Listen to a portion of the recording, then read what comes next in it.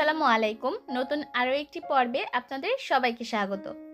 আজকের পর্বে তৈরি করে দেখাবো Bangladeshi restaurant style egg fried রাইসের রেসিপি। সবজির পরিমাণটা ঠিক রেখে একদম সহজভাবে এই রেসিপিটি আপনাদের করে দেখিয়েছি। আশা করছি রেসিপিটি আপনাদের সকলের কাছে ভালো লাগবে। ফ্রাইড রাইস রান্নার জন্য প্রথমে চালটাকে সিদ্ধ করে নিব। তার জন্য আমি এখানে পর্যাপ্ত পরিমাণ পানি নিয়েছি। এর মধ্যে দিয়ে দিলাম 2 চা চামচ লবণ আর 1 টেবিল চামচ রান্নার রেগুলার তেল। এবার চামচের সাহায্যে খুব ভালোভাবে মিশিয়ে দিচ্ছি। এই তেলটা ব্যবহার করার কারণে চালটা সেদ্ধ হওয়ার পর একটা আরেকটার গায়ে লেগে যাবে না। আজকের ফ্রাইড রাইস রান্নার জন্য আমি চিনি গুঁড়া পোলাওয়ের চাল ব্যবহার করেছি। আমি 2 কাপ চাল আগে থেকে ভালোভাবে ধুয়ে পানিটাকে ঝরিয়ে রেখেছিলাম। সেই চালটা এবার এই পানির মধ্যে দিয়ে দিতে হবে। চুলার আঁচ হাই হিটে রেখেছি আমি এই পর্যায়ে। এবার এই চালটাকে 60 to 70% মতো সিদ্ধ করে নিতে হবে। চালটাকে আধা সিদ্ধ অবস্থায় চুলা থেকে নামাতে হবে। তা না হলে চালটাকে যদি আপনি পুরোপুরি সিদ্ধ করে তারপর নামান, সেক্ষেত্রে ফ্রাইড রাইসটা রান্না করার সময় চালটা একদম ভর্তা হয়ে যাবে। একটা চাল আমি আপনাদের চাপ দিয়ে দেখিয়ে দিচ্ছি। এই যে দেখতে পাচ্ছেন, এর মধ্যে কিন্তু একটু শ্বাসের মতো দেখা যাচ্ছে। ঠিক এই পর্যায়ে চালটাকে চুলা থেকে নামিয়ে একটা ঝাঁঝরির মধ্যে ঢেলে ঠান্ডা করে নিব।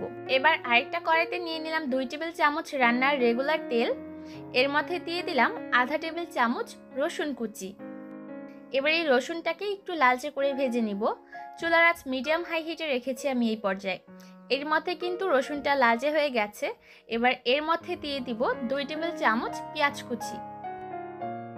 পেঁয়াজটাকেও কিছুক্ষণের জন্য ভেজে নরম করে নিতে হবে, তবে খুব বেশি লালচে করার প্রয়োজন নেই। যখন পেঁয়াজটা একটু নরম হয়ে আসবে তখন এর মধ্যে দিয়ে দিব গাজর কুচি। আমি এখানে আধা কাপ ব্যবহার করেছি। চুলার আঁচ হাই হিটে রেখে এই গাজরটাকে 2-3 মিনিটের মতো একটু ভেজে নিতে হবে, কারণ যে কোনো চাইনিজ রান্নায় কিন্তু হাই হিটে করা হয়ে থাকে। 2-3 মিনিট গাজরটাকে ভেজে নেওয়ার পর এবার এর মধ্যে দিয়ে দিব আধা কাপ বরবটি কুচি। আমি আজকে গাজর আর বরবটি দিয়ে ফ্রাইড রাইসটা রান্না করেছি, তবে আপনারা চাইলে যে কোনো টাইপের সবজি ব্যবহার করে এই ফ্রাইড রাইসটা রান্না করতে পারেন। চাইলে ক্যাপসিকাম ব্যবহার করতে পারেন, অথবা চাইলে বাঁধাকপি কিংবা ফুলকপি ব্যবহার করেও কিন্তু ফ্রাইড রাইসটা তৈরি করে নিতে পারেন। সবজিগুলোকে হাই হিটে 2-3 মিনিট ভেজে নেওয়ার পর এর মধ্যে দিয়ে দিলাম 2 টেবিল চামচ কুচি করে নেওয়া কাঁচামরিচ। শুরু থেকে শেষ পর্যন্ত চুলার আঁচটাকে আমি হাই হিটে রাখবো, আর হাই হিটে রেখে এই রান্নাটা করতে হবে। এবার সবজিগুলোকে একটা সাইডে রেখে আমি 2টা ডিম ভেঙে নিয়েছি। আর এই পর্যায়ে আমি চুলাটাকে একদম লো করে দিয়েছি যাতে সবজিগুলো পুড়ে না যায়। এবার এর মধ্যে দিয়ে দিলাম 1 চা চামচ গোলমরিচের গুঁড়া, আর সেই সাথে দিয়ে দিলাম 1 চা চামচ লবণ। এবার এই ডিমটাকে স্ক্রাম্বল করে নিতে হবে। প্রথমেই ডিমটাকে নাড়তে যাবেন না। ডিমটা যখন নিচ থেকে একটু সাদাটে হয়ে আসবে তখন এটাকে চামচের সাহায্যে এভাবে একটু নেড়ে দিবেন।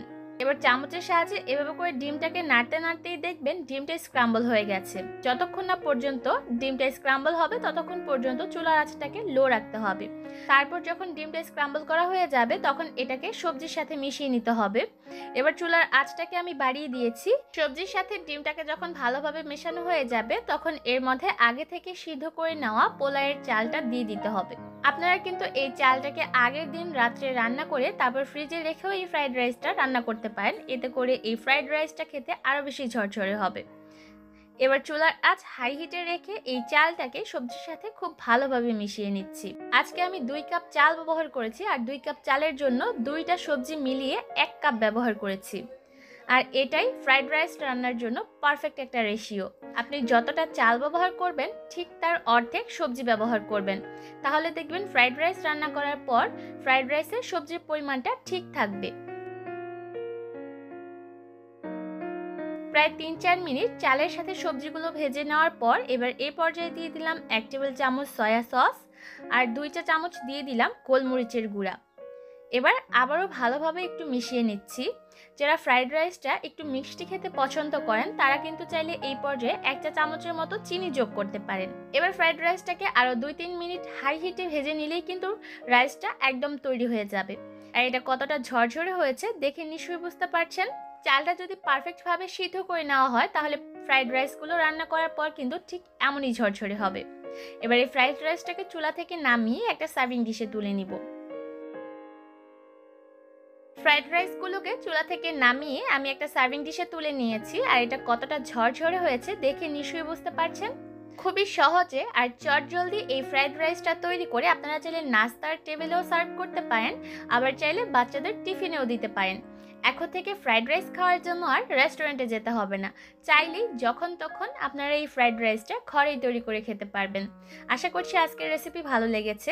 বাড়িতে অবশ্যই রেসিপিটা ট্রাই করবেন, আর এরকমই মজাদার ভিডিও পাওয়ার জন্য আমার চ্যানেলটাকে সাবস্ক্রাইব করবেন।